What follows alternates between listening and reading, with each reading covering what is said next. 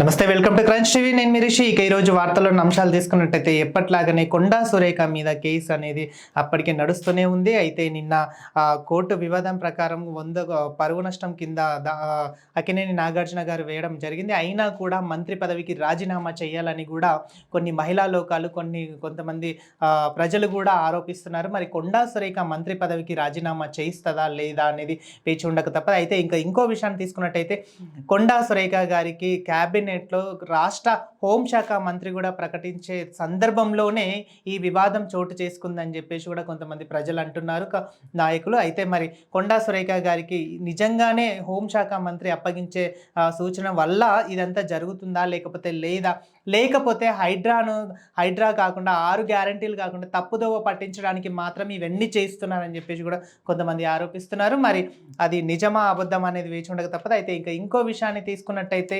తెలంగాణలోని అతి పెద్ద పండుగ అయినటువంటి బతుకమ్మ పండుగ కూడా కవిత ఎక్కడ అని చెప్పేసి కూడా ప్రజాలోకం ప్రశ్నిస్తుంది. మరి కవిత గారు ఎక్కడ ఉన్నారు? తన ఆరోగ్య పరిస్థితి బాగోలేదు అని చెప్పేసి కూడా మొన్నటిదాకా పేపర్లోను టీవీలోను కవిత గారు ఆరోపించారు. మరి బతుకమ్మ సమయానికి కవిత గారు వస్తారా లేకపోతే లేదా అనేది కూడా వేచి ఉండక తప్పదు. మరి ఇదే అంశం గురించి మాట్లాడడానికి ఒక కాలర్ సిద్ధంగా ఉన్నారు, వారిని అడిగి తెలుసుకుందాం. సార్ చెప్పండి, అంటే మంత్రి కొండా సురేఖ మీద అంటే పరువు నష్టం కింద అక్కినేని నాగార్జున సార్ వేసినది జరుగుతుందంటారా? అయితే కొండా సురేఖ వ్యాఖ్యలు కూడా క్షమించామని అడిగినా కూడా, సారీ అని చెప్పినా కూడా ఎందుకు వదలట్లేదు?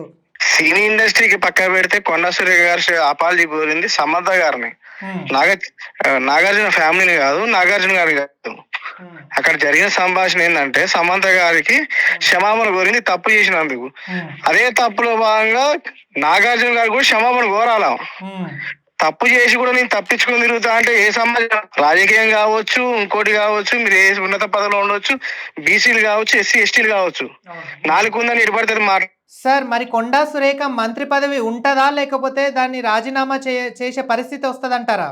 వీళ్ళు ఇప్పుడు అక్కడ ఇప్పుడు హర్యానాను జమ్మూ కాశ్మీర్ ఎలక్షన్స్ ఉన్నాయి. అక్కడ వాళ్ళ కేంద్ర నాయకత్వం మొత్తం దాని మీద దృష్టి పెట్టింది కాబట్టి ఇక్కడ పెట్టట్లే. రాష్ట్ర వ్యాప్తంగా కాదు, దేశవ్యాప్తంగా ఒక మహిళల పట్ల ఒక మహిళా మంత్రి మాట్లాడిన వ్యాఖ్యలు అనేది తప్పుగా భావించి ప్రియాంక గాంధీ గారు కూడా ఫోన్ మాట్లాడారని చెప్తారు. కాబట్టి ఖచ్చితంగా చర్యలు తీసుకుంటారు. ఎందుకు తీసుకోకపోతే ఈ రాష్ట్ర ప్రభుత్వం ఎలాంటి మహిళల పట్ల ఇలాంటి వ్యాఖ్యలు ఉంచితే రేపు భవిష్యత్తు వాళ్ళకే ఇబ్బంది కదా. ఏదో ఫ్రీ బస్ పెట్టినామని, ఏదో 25,000 ఇస్తాం, గ్యాస్ ఇస్తామని చెప్పి ఏది పడితే అది మాట్లాడతాం అంటే ఓ మహిళ బీసీ మహిళ అయితేంది, ఇంకో మహిళ అయితేంది, తిట్టొచ్చి తప్పు కదా. ఆ మంత్రి పదవి పోయిద్దా ఉండదని వాళ్ళ ఇష్టం, కానీ ఉంటే వాళ్ళ కర్మ, పోతే కొంచెం చేసిన పాపాన్ని కడుక్కునే ప్రాయశ్చిత్తం చేసుకునే అవకాశం దక్కుతుంది వాళ్ళకి. అయితే ఇంకో విషయం తీసుకున్నట్టయితే కొండా సురేఖ గారికి హోమ్ మినిస్టర్ శాఖ ఇచ్చే అవకాశం కూడా ఉన్నది. అంతలోనే ఈ వివాదం అనేది కొని తెచ్చుకుందని చెప్పేసి కూడా అంటున్నారు. నిజంగా కాంగ్రెస్ గవర్నమెంట్ లో కొండా సురేఖ గారికి హోమ్ మినిస్టర్ వచ్చే ఛాన్స్ ఉందంటారా అప్పట్లో? ఇప్పుడు కొండా సురేఖ ఉన్న పదవి పోయిద్దంటుంది కానీ హోమ్ మినిస్టర్ తరాసా కానీ ఉన్న పదవి పోయిద్ది.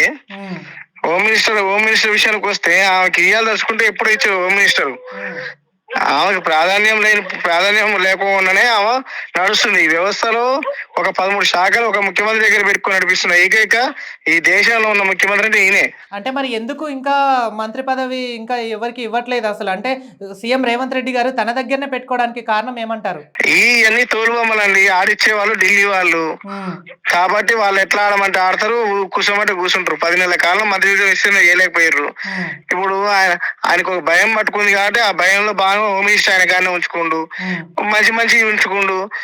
కాబట్టి ఆ భయంలోనే బతుకుతుండే రాష్ట్ర ముఖ్యమంత్రి తప్పితే ఈమెకి హోమ్ మినిస్టర్ ఇస్తారా, ఇంకా డిప్యూటీ సీఎం చేస్తారా అనేది వాళ్ళ అంతర్గత విషయం. కానీ వాళ్ళకి ఇచ్చే పొజిషన్ లో లేరు, వాళ్ళ గవర్నమెంట్ నడిపే పొజిషన్ లో వాళ్ళు లేరు.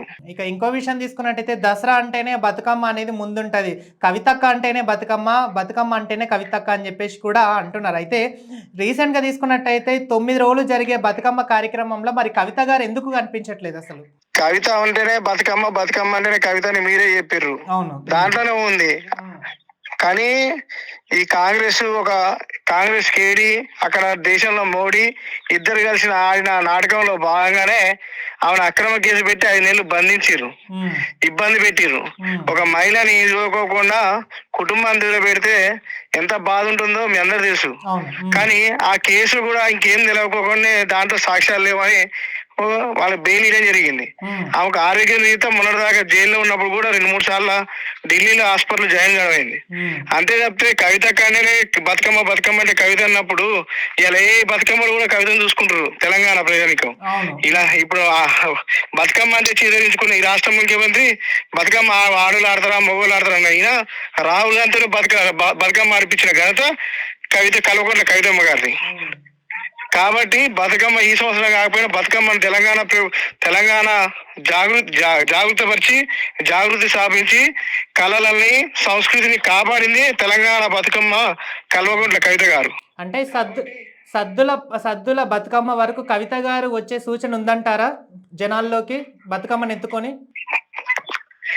ఒక విషయం చెప్పాలంటే ఇప్పుడు జనాల్లోకి వచ్చినాక రాకపోయినా ఆమె నరాలను నింపింది.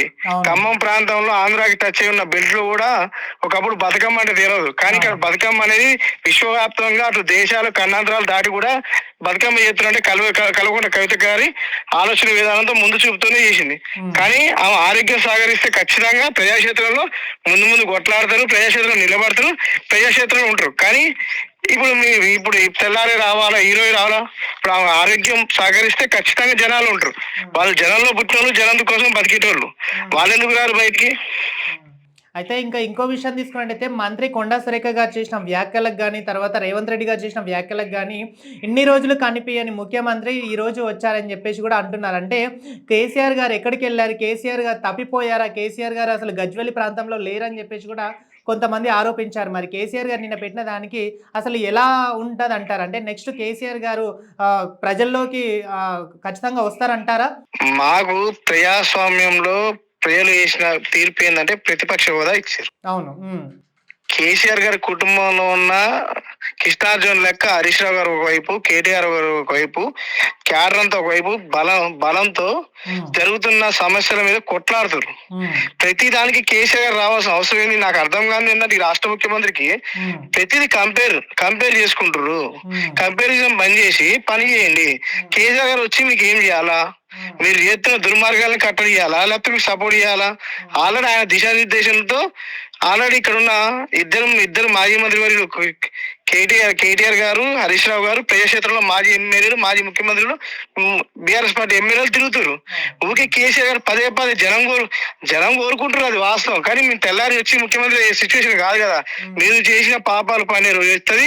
ఆ పాపాలకి విరుగుడు మందు కేసీఆర్ గారు వస్తారు. దానికి మీకు తగిన బుద్ధి చెప్పే బాధ్యత కేసీఆర్ గారు. కానీ సమయం అనేది ఒకటి ఉంటది. ఎమ్మడే వచ్చి మీరు రాగానే తెల్లారికాలు ఏదో అయిపోయింది. మీరే కదా ఇలా హైడ్రాన్ అడ్డుకుంది బీఆర్ఎస్ పార్టీ కదా. ఇలా రైతు రుణమాఫీ కావాలా, రైతు రుణమాఫీ చేయాలని కొట్లాడుతుంది బీఆర్ఎస్ పార్టీ కదా. రైతు బంధురాలని కొట్లాడుతుంది బీఆర్ఎస్ పార్టీ కదా.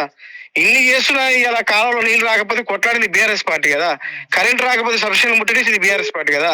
ఇన్నిట్లో ఉన్నప్పుడు బీఆర్ఎస్ పార్టీ ఏంది, కేసీఆర్ గారు ఏంది? ఆయన వీళ్ళు తలుచుకున్న ప్రతిసారి భయంతో తలుచుకుంటారు.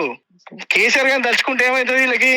అసలు వీళ్ళకి నేనేమంటున్నా అంటే మీకు అవకాశం ఇచ్చినప్పుడు పని చేయండి. పని ఎందుకు చేయట్లేదు కేసీఆర్ గారు? ఎందుకు ప్రతి విషయాలను క్షుణ్ణంగా గతంలో చాలా మంది రీసెంట్ గా కార్యకర్తలు కలుస్తున్నారు. ఈ దొంగలకి కలవట్లేదు, కానీ కేసీఆర్ గారు ప్రజాక్షేత్రంలో ఉన్నారు. ప్రజల కోసం ప్రతి సందర్భంలో మాట్లాడుతున్నారు, నడిపిస్తున్నారు. ఏం చేయాలో వీళ్ళు చేసే పాపాలన్నీ చిట్టా ఇప్పడానికి మేము కూడా ఒక బుక్ రాసుకున్నాం, రెడ్ బుక్. వీళ్ళని బయటేసే బాధ్యత కేసీఆర్ గారు తీసుకుంటారు, బీఆర్ఎస్ సైనికులు. కాలం చెప్పిన విధానాన్ని ప్రకారం చూస్తే కవిత అంటేనే బతుకమ్మ, బతుకమ్మ అంటేనే కవిత అని చెప్పేసి ప్రతి దాంట్లో విన్నాము, ప్రతి దాంట్లో చూస్తూనే ఉన్నాము. అసలు బతుకమ్మ అంటే బతుకమ్మ టైంలో వచ్చిన ఒక ఉప్పెనలా ఎగిసిపడి జాగృతిగా పేరు ముందరికి తీసుకొచ్చుకొని ప్రతి ఒక్క రాష్ట్రంతో కాదు దేశానికి టోటల్ ప్రపంచవ్యాప్తంగా తెలియజేసిన కవితక్కను కూడా ఈరోజు అసలు ఆడనీయకుండా చేసిన, అంటే తనకు హెల్త్ సపోర్ట్ చేయట్లేదు, తను తిహార్ జైల్లో ఉన్న కొద్ది కాల పాటులోనే తనకు ఆరోగ్యం సహకరించట్లేదు అని చెప్పేసి కూడా కాలర్స్ అంటున్నారు. మరి సద్దుల బతుకమ్మ వరకు కవిత గారు వస్తారా, బతుకమ్మ నాడతారా అనేది కూడా చూడవలసిన పరిస్థితి ఉంది. ఒకవేళ లేకపోతే ఈ సంవత్సరం బతుకమ్మ అనేది కవిత గారు ఆడలేదని నిర్ధారణ చేసుకోవచ్చు. అయితే మరి కొండా సురేఖ గారు చేసిన వ్యాఖ్యలకి మరి పరువు నష్టం కిందన లేకపోతే మంత్రి పదవి తనకు ఉంటుందా, లేకపోతే లేకపోతే తీసేస్తారా అనేది కూడా వేచి ఉండక తప్పదు. చూస్తూనే ఉండండి క్రంచ్ టీవీ.